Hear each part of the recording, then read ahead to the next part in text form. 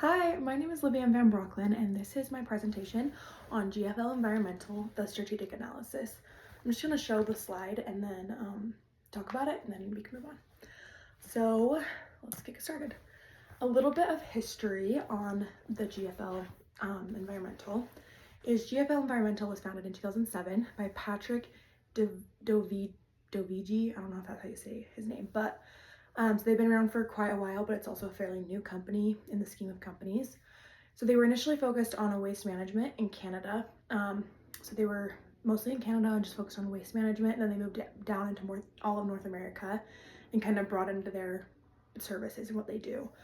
In 2020, they went public, raising 1.4 billion through IPO, which is awesome. And so now they're just on the stock market available to buy their stock.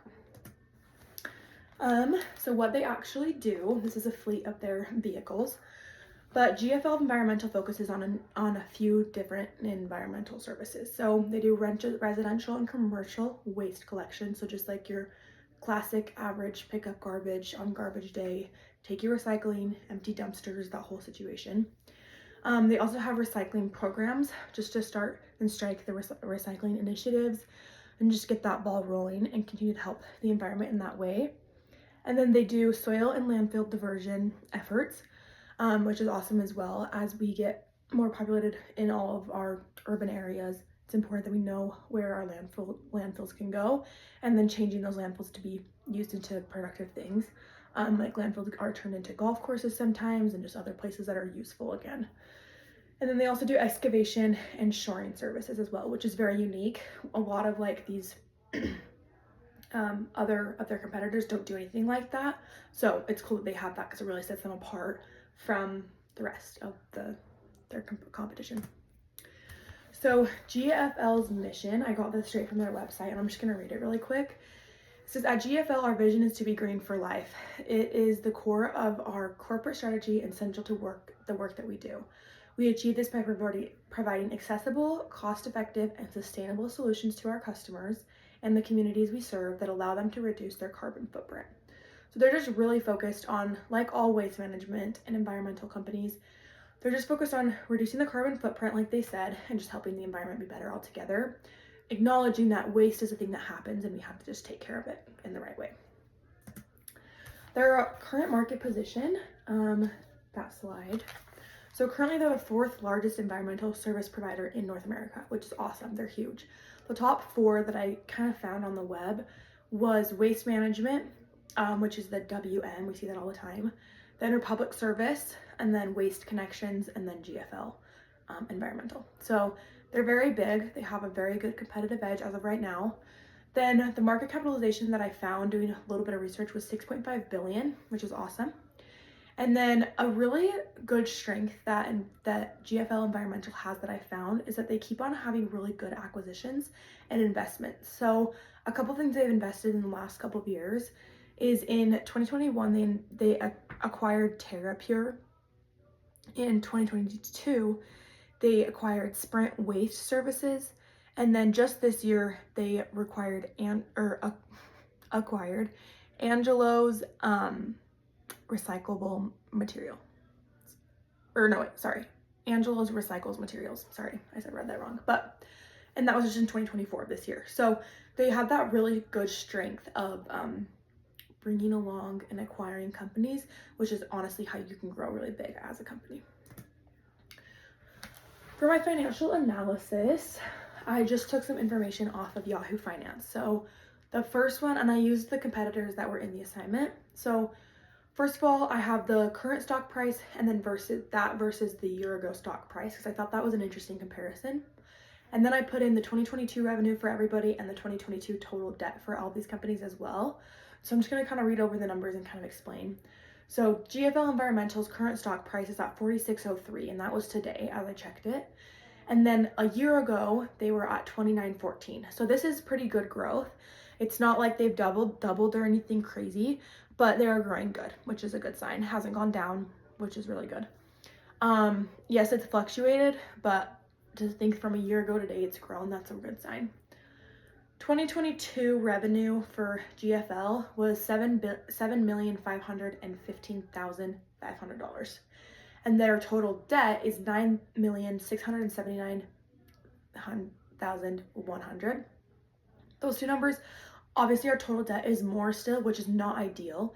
However, they're in the within $2 million of each other, which is easily recoverable in a business, and like that's not a big gap, so it's nothing to be really worried about. Republic Services is the number 2 company that we were talking about, and it's a huge competitor, and their current stock price is $216.68, so it's higher, a lot higher than $46. But last year was $161.59, so they've also grown, which is good. But yeah, again, nothing crazy like doubled or anything.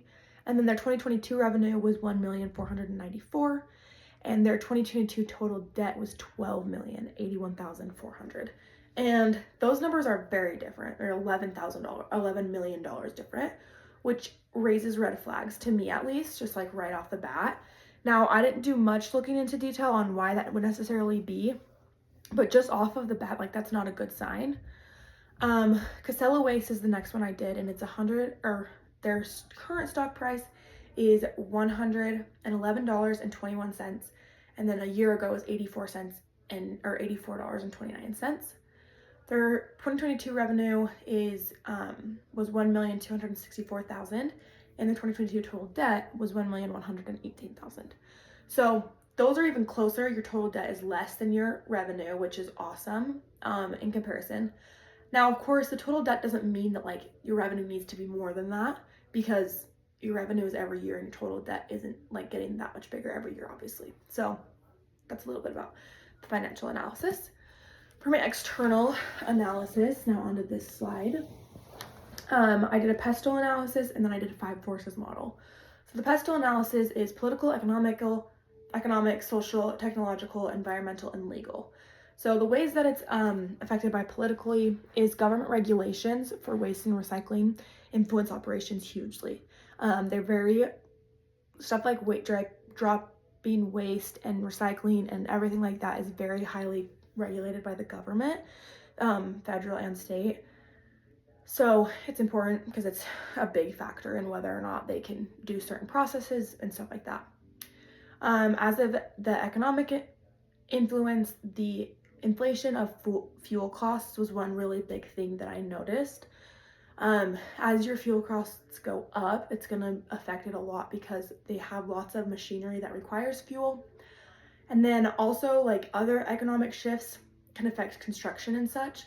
Kind of like if the market is good, people are going to be buying and building homes. And when they do like excavating and stuff, that's a big difference.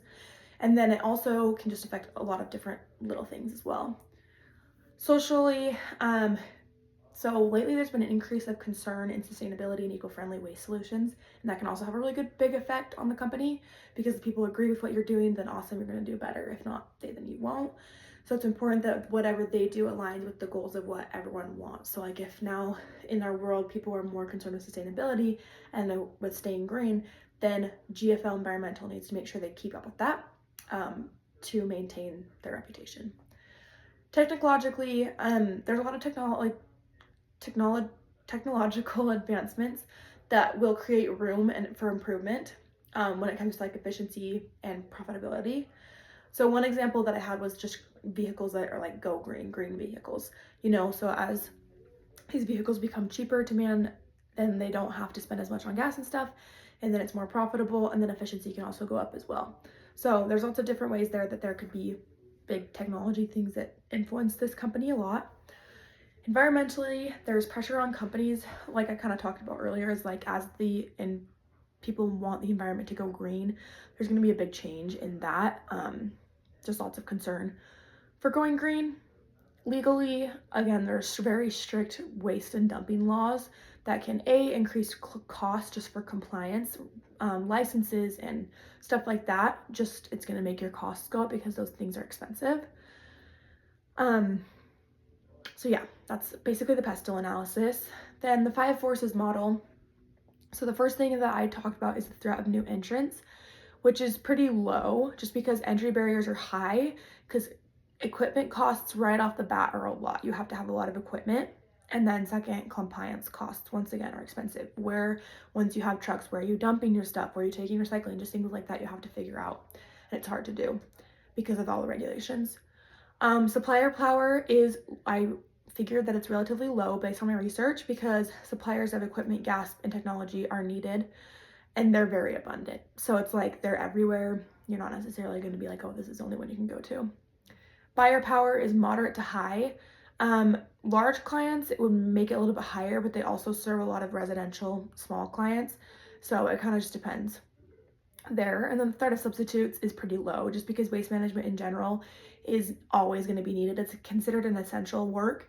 And so there's not really any like foreseeable substitutes. Further down in the future, who really knows? But as of right now, it's not looking like there's that many. As far as industry rivalry, we would say it's pretty high just because there is a lot of large competitors such as Waste Management, Republic Services. Like all these companies are really big and they also all like compete very highly for government and corporate contracts. So like the whole city, they'll try and get them on as one of their clients. And so that is a very high competition situation, but it ends up being good for the companies as well. So next I have opportunities and threats. So one opportunity is that I found from all of that was investing in new machinery to improve cost efficiency is there's like a very high potential for that to be awesome because if they have green vehicles that cost less and that work better and faster and longer and without breaking as much, that could be super awesome. And then another opportunity is with population growth, there is going to be a growing need for waste management. Just because as all these areas get more urbanized, then people are going to just be building houses more waste management is needed. So GFL can definitely capitalize on this, which would be awesome. Some threats is increasing awareness of sustainability can be an alarming thing just because it can complicate and increase expenses just because people are being more particular about where things go. And it's a good thing, but also can just, again, be more expensive. And then also legal contracts and laws set in place can be strict and they also can change a lot just based on, location, where you're at, the government, who's the governor of the area, and also just the economy, what's going on there. So those are kind of like the main opportunities and threats that I found from all these analysis that I did externally. So that's that one. For my internal analysis, I came up with the chart. I just did the VRIO analysis like we did in class. And basically, I just went through my resources. I came up with more specific resources and then stopped if they ever had a no with the whole analysis. Then I came up with the type of advantage for each as well. So the first one I came up with is operational network. They have over 200 locations or like that they service. It's very valuable and it's not necessarily rare because all these other companies also have that. The type of advantage is temporary because all competitors could easily catch up to them and even get more over time. The second one is diverse service. So it's waste management and their soil work that they do. So they just have a lot of services that other people don't really offer. So it's valuable, it's rare. It is costly to imitate just because it requires even more machinery and more contracts and more clientele. And I said that was sustainable just because few competitors can or are or will be doing this.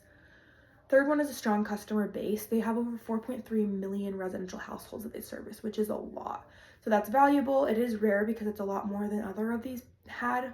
It's not that costly to imitate just because it's all about getting your word out there, building that clientele, getting more contracts. So it's hard, but not necessarily super expensive. And then it's sustainable because it does require established reputation in the area and in big areas. And the industry is just hard to enter in the first place. So fourth, I have technology.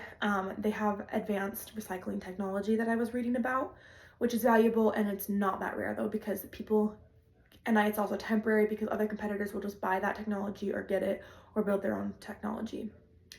The fifth one that I have is acquisition strategy. So they've had many smart acquisitions. I was explaining them earlier. It's valuable, it's rare, and it's not necessarily costly to imitate. It could be, it depends on how you look at it, and it is sustainable because once they're acquired and the process of acquiring companies, the ability to do so is hard without knowing to do it and having done it before. Then the last one I have is strong leadership. Their CEO, Patrick Dovici, is really good. He's awesome. And I'd say it was both sustainable and temporary because, of course, the CEO is not going to stick around for forever. But having strong leadership and building that example of strong leadership for the company in general and being really picky with who their leaders are is sustainable. So basically, for my conclusion on GFL, things that I just kind of realized and want to harp on again is that GFL Environmental is in really good position. They have good competitive advantage. They're in a industry that's competitive while still being very essential, and their growing needs for services are just going to keep growing. It's never going to go away. It's all essential things. And yeah, and then also just like as I talked about in the financials, they all look to be in a good position in comparison to a lot of their competitors, which is obviously a really good place to be. So they're doing great, and that's basically my strategic analysis on JFL Environmental. Thank you.